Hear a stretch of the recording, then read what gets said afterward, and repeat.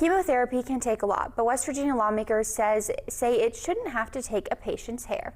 Our Cassidy Fury spoke with the woman behind House Bill 4089, better known as Jessica Huffman's bill. House Bill 4089, or Jessica Huffman's bill, was introduced to West Virginia legislation this year for the second year.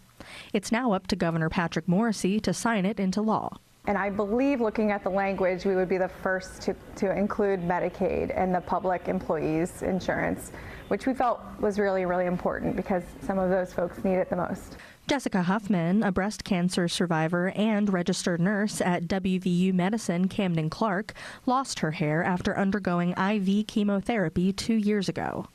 Because of the hair loss, it definitely made me look like I was sick, even though I felt fairly well throughout my treatment. Huffman said prior to introducing the bill, the interest from healthcare facilities to offer scalp cooling treatments was great.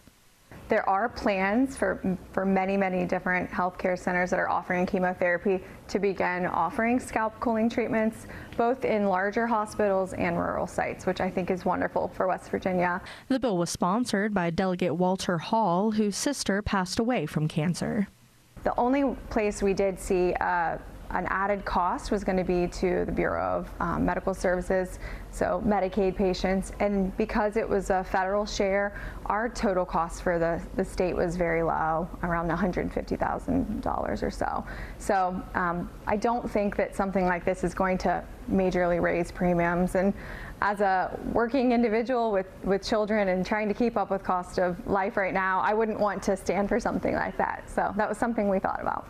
According to the National Library of Medicine, 8 to 14% of women refuse chemotherapy due to the fear of hair loss.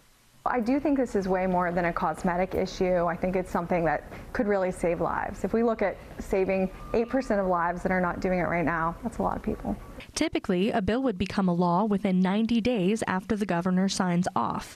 Jessica Huffman's bill gives insurance companies until January 1st of 2027 to make the necessary changes under the new law. Reporting from Parkersburg, I'm Cassidy Fury with WTAP News.